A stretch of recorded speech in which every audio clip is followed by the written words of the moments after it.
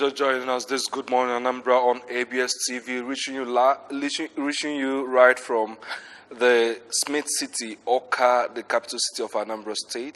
I am David Obokasile again, and I have with me this morning Comrade Nonso Orapwe. He's with us this morning to review the press. Comrade, good morning and welcome. Thank you, David, and you're welcome, viewers. All right. It's been an exciting morning this morning, and the stories making the press are very top and interesting stories. Let's begin with ABS website. On ABS website, we have Anambra Chief Judge Onwamwebu takes jail delivery service to Nnewi prisons, acquits 3 inmates, grants 10 bail. Anambra to disengage teachers without requisite qualifications, December this year. Anambra Haneze President Oke Kogene asks Ndibo to invest in mass cow breeding. Anambra government reclaims Aba Park Onitsha, pulls down illegal structures. Anambra state government takes oversight of collapsed building at Omunze. Let's begin with the first story there. Anambra Chief Judge Onwame will take jail delivery service to Nnewi prisons. Acquits 3, grants 10 bail. First of all, I want to thank the Chief Judge for that giant drive. It's apt. It's something commendable. It's something commendable, and over years we've been seeing such act. Is holistic. And therefore, we believe that the people, the beneficiaries to this program, will be able to learn their lessons and begin to, foster a life worth living in the society. So let them not take it for granted. So I want to commend the Chief Judge, as well as the Executive Governor, for also queuing into it. Because without him, I don't think things will be flowing the way it's flowing. Though it's his jurisdiction to do that, but then I think collaboration to establish that is apt. All right. We also have this story. Anambra state government takes oversight of collapsed building at Omunze. This policy of reclaiming lands or properties that where there are collapsed buildings. Do you think this truly will address the issue of building collapse, ensuring that the stakeholders or the persons owning these properties ensure that they use standard materials before building? Do you think truly when government takes over those lands, it will discourage others from engaging in sharp practices while building? Actually, I will say I will agree to it to some extent. Because our people doesn't learn lessons from other people until it happens to them. What I'm trying to say is this, that collapsed building, but it's not the best. Collapsed building, I think, is more especially the contractors. I don't know why we keep recording this scenario, this kind of thing always. So I want to say that will discourage them, but not up to 50%. I think what government should do now is they've already established a firm, an agency that foresees that before you build, you need to consult. Then I think they should go into enforcement to see those buildings that didn't actually at the foundation level. So they will have more field officers that will monitor those buildings, being people that are intending to build, whether it's private house or commercial house. So what I'm trying to say is this: it would not really curb it all, but let there be enforcement as well as more sensitization to our people, and also certified. We have so many engineers now. Someone will wake up and start with medicine and all of that. Before you know it, he will tell you that he's an engineer, that he knows he can construct, he can do all sort of things in terms of building this. So we need to certify the contractors that are doing these buildings and know the capacity they have. And then when it comes to standard equipment, because that some of these contractors actually have the good intention to deliver quality, but they they are left with materials that are substandard because of the market forces. How do we ensure? Yes, Standard Organization of Nigeria is doing a lot to ensure that there is standard, but do you think their efforts is at its best? Well, to that, you can't tell me that everything in the market is substandard. Okay. Some of these contractors will want to get their own cut. Okay. You understand? This is sold 1,000 naira. And you want to have some cuts from the 1,000 naira. You want to go buy 300 naira material. How would that serve the purpose? So that is why we want to look at, I'm suggesting, those contractors who are there. How do you hold them responsible? There is one that collapsed then in Onitsha, by Udi Street. You see, the whole thing there boils down on contractor. The contractor used substandard materials. Cement was not well mixed. Do you understand? So these are the things we need to identify. These contractors, know their capacity, and as well as when Sun is doing their own, we should also do our own very best to know, to be sure. And another thing is this: someone who is building a house, the whole cost of it. I'm not trying to say people should not negotiate. You should negotiate, but make sure that the negotiation will not, in turn, mar you. Do you understand? So negotiation is very important, but then as well, you should also be mindful of what you are negotiating and where these materials are coming from. There are some of these materials that you can get directly from the company. I think going to the company to get such material to execute huge projects will be more effective, so that you hold somebody responsible for whatever actions they take. Exactly. All right, now let's run to national dailies. On the front page of the Daily Times, we have ignore call to leave southern Nigeria. Buhari tells Fulani herders, says Nigerians are free to move and live within any part of the country they please. Kogi Kebi, Bayelsa residents paid highest for PMS. That's coming from the National Bureau of Statistics. We have Abuja, Katsina, Benue residents paid lowest price for petrol. Boronu, Taraba residents paid highest price for diesel. Senate confirms Muhammad as substantive CJN. Presidential pool tribunal orders INEC boss to appear before it today. Reps threaten to take over Edo Assembly legislative duties. Nigeria loses 580 billion annually through unnecessary tax incentives. That's coming from Oxfam, an international financial organization. Okay, maybe let's start from there. Nigeria loses 500 billion naira annually through unnecessary tax incentives. Let's look at this. Manufacturers, business entities have always asked for a kind of tax window, tax incentives that will enable them established, considering the infrastructural challenges we have in Nigeria. And these people are saying that some of these tax incentives are very unnecessary. Do you agree with them? Yes, I will go with them because when you look at just like what you said, looking at the infrastructural activities that are running within the state, you look at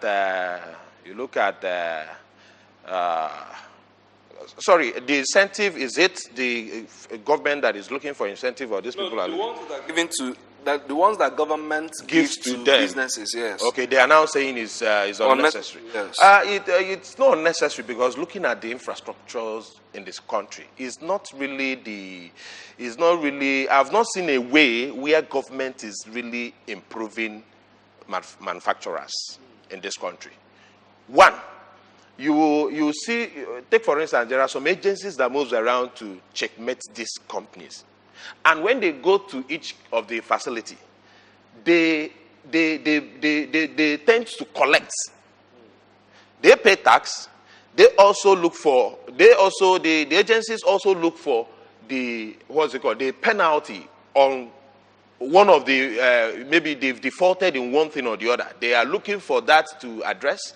And addressing this is money. And these same people you are moving around to get this money from are not getting anything from the government. You see, there are some factories in Anambra that when you are going to, the route to the facility, it's very bad. And government is waiting for those people to tie the road of the facility. Take, for instance, again, the power. Just imagine how many companies that have left Nigeria because of power. Yeah. So what I'm trying to say is this. The incentive, I want to go by, incentive should be given to them. I'm supporting the incentive 100% because that will even, it will serve as a kind of, it will serve as a motivator to the investors. So what I'm trying to say is that government should also look at, not always you pay tax, you don't pay tax, you do this. Find a way to encourage these people so that if you are in turn you are coming for tax, they will be able to pay the tax freely. All right. Reps threaten to take over Edo Assembly legislative duties. The crisis in Edo Assembly has continued to skyrocket. And till today, most of us don't even know the situation there. Okay, now Reps is threatening to take over. They've asked the police yesterday to seal off the assembly complex. And when you look at some of these things, you see the challenges it poses to democracy. More than 2 months, right? 2 months plus since the governor was sworn in Edo. Okay, that they were supposed to take over as the legislators in Edo State. We are still seeing a place where not more than a quorum of the whole assembly was sworn in, and then several of them are still going up and down asking what is happening. So what can we do in this case? We've seen these kind of situations over and over again. How are we going to address the issue of executive interference and also ensure that this only particular democratic institution is not allowed to die? Because if this kind of things continue to happen, it gets this spiral effect on other states. And if we allow it to continue, some people will feel if Edo can succeed to go without a state assembly for a long time, we can also go on. What do we do? The point is just very clear. The democracy has been suffering anarchy into democracy. There is power tussle in the democracy. The solution to this is one. Remember, in those cases, it's very obvious. Okay. It's very obvious. We know what is happening. We know that it's two giants that are fighting to who will win the battle. It's very clear. It's the sitting governor and also the former governor. It's very clear. So what I'm trying to say is this.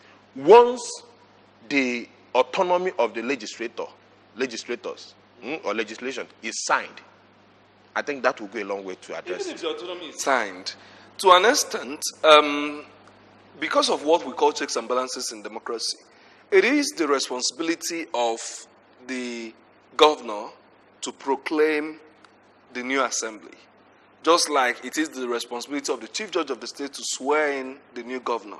How do we go around this? Do you even blame the governor for that proclamation or allowing such institution of government to be sworn in at night? This thing is very simple. One, there is never a place where a system of government or an arm of government is being sworn in the way the Edo legislators were sworn in. Yeah. So one, we will on the side of the governor, why did such thing happen? Two, why is it that governors have much to do with the legislators? That is much influence on the legislators. It's not only in Edo, it happens everywhere, even in Anambra State. So what I'm trying to say is this. The earlier the governors knows their jurisdiction, and the only thing that will solve this thing is bring the bill enact the law. Once the law is enacted, then everybody will know their jurisdiction. So you're asking for a place where the assembly should go on and sit without a proclamation by the executive? No. If that is legitimate, if that is legit, I don't have problem with that. But after that, what next? Okay. So All right. if governor wants to influence, he has powers to do. There must be a duty. All right. So perform your duty and leave the rest. Okay. On the Punch newspaper, abandoned road projects states man, that's the Manufacturing Association of Nigeria, laments effect on economy. Fulani recall, your order is irresponsible, arrogant. Southern leaders, others tell Northern Elders Forum. Elders directive to herdsmen unsolicited, ill-intentioned. That's coming from Buhari. We also have AFCFTA, that's African Free Trade Agreement. Nigeria's economy fragile, not competitive, says NECA. We have major other stories there. Super Eagles beat Tunisia 1-0 to pick 8th AFCON bronze. Those are the major stories on the front page of the Punch. Let's look at the big story there. Abandoned road projects, states. Manufacturing Association of Nigeria laments effect on the economy. You see, I just mentioned that when we are talking about incentive to this. Exactly. So it's very obvious. If there is no good road, nothing moves. You don't encourage investors. You don't encourage the buyers. You understand? And even movement. So, I remember the last time I used the old road to go to Enugu, it was terrible. So what are we saying? It discourages you. The transaction will be very poor. Nothing moves. So if we are serious, our leaders should sit up. They should be selfless. Once there is selfless services, I think these things we won't keep discussing them on television. We begin to tweet them on. All right, Fulani recall, your order irresponsible, arrogant. Southern leaders, others tell Northern Elders Forum, that's NEF. Elders directive to herdsmen unsolicited, ill-intentioned. That's coming from Buhari. Can I say it? Okay, the story again. On the front page of the Punch, Fulani recall, your order irresponsible, arrogant. Southern leaders, others tell Northern Elders Forum. Okay. These are issues that we have been talking about. So it appears almost every day. I think similar to it when I was in radio, it's similar. So I don't know where to continue talking about this Fulani stuffs and all of that. So it boils down that a whole lot of things is happening in that area, and our leadership is still mute about what is happening. So what I'm trying to say is this: there is nothing we can say. I think it's high time we begin to take actions. Okay. CJN, corrupt judges must be dealt with like others. Muhammad seeks review of criminal laws. AFCC hands over 4.5 billion naira aid fees seized from ex-CDS Bade to Voice of Nigeria. And then Buru to verify marking dates for 8 billion naira assets. Passports of 34 former Kwara officials seized. Those are the stories on the front page of the Nation newspaper. All right.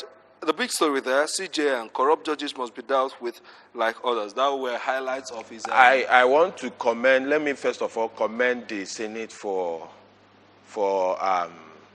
their inauguration yesterday. And, would I call it accepting the nomination of the president. Okay, the nomination. Call it anything you call it. Yeah. I want to congratulate him. But I think Nigeria still have a long way to go. Okay.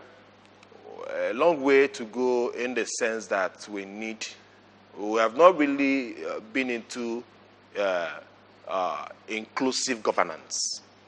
What do you mean by that? Yes, what I mean by inclusive governance is able to take the leadership to young people, to at least young people in this kind of case. I expected that by now, Nigeria should be looking at CJN from about 50 years, 40 something. But that one is particularly on merit. It's not something you give out. No, to young men we have a lot of young son who merit, Yes, who could merit this most position. of the sons we have into private practice, they might not become CJN, and the qualifications is that you must have at least spent close to 15 years as a senior judge in Nigeria. We have them. I think I should be talking from experience. Okay. We have people that could have handled this position that are more younger. So I think it's a case. No, I'm just being realistic. They are more younger, and they should the components or the eligibility are also embedded in these people. Would you bypass people who are qualified, who merits it, and go for someone else who is younger because he's young? I don't think I agree with you on this. Listen, it's not because he's young per se. Okay. It's not because of young per se, but I think Nigeria should be looking towards that. Why these things are, how the emergence of this CJ, Yes, particular one. the saga, the news all around and all of that, and here we are. So what I'm trying to say is this: it's good we have new CJN, but then Nigeria should gear into looking to some persons who are younger, just like what will happen in Nigeria. Okay, let's now look at the contents of his statement while addressing the Senate yesterday during his screening. He said that corrupt judges must be dealt with like others. That means that they should not be sacred cows. Yes, the Constitution says that also. Do you think so far our system protects judges? We saw what happened to the Chief Justice of Nigeria, the one that just left. Yes, but in most situations, it seems the judges are sent before the law. Do you think we are doing enough to make them answer for whatever corrupt practice they get themselves into? We are not really doing that. Do you know why? The reason is there are some persons that are above the law in Nigeria. Okay. And judiciary has not done anything to curb that menace. What am I trying to say? There are people that could be crucified, and there are people that are more holier than others, whether in the judiciary sector or in the political world. So what I'm trying to say is this: as he has just made this statement, I believe he will take it further. That if I do something, if I offended if I'm faulty or guilty of something, never mind where I'm coming from. Don't mind if I am for the president or if I am for the Senate president or whoever before you pass a judgment. All right, because I've seen cases where you are for president and nothing happens. You go scot-free. So political influences or interferences in the judiciary should be abolished. Should be abolished. That's why I said he should take up this statement he made. Okay. And in general, Nigeria should be thinking of how to get fresh blood in some of these institutions. Okay, thank you, Comrade Nonso Orakwe, for joining us this morning to review the papers. That's how far we'll run on the review of the papers this morning. Thank you for joining us. Stay with us as we look at our discussion segment.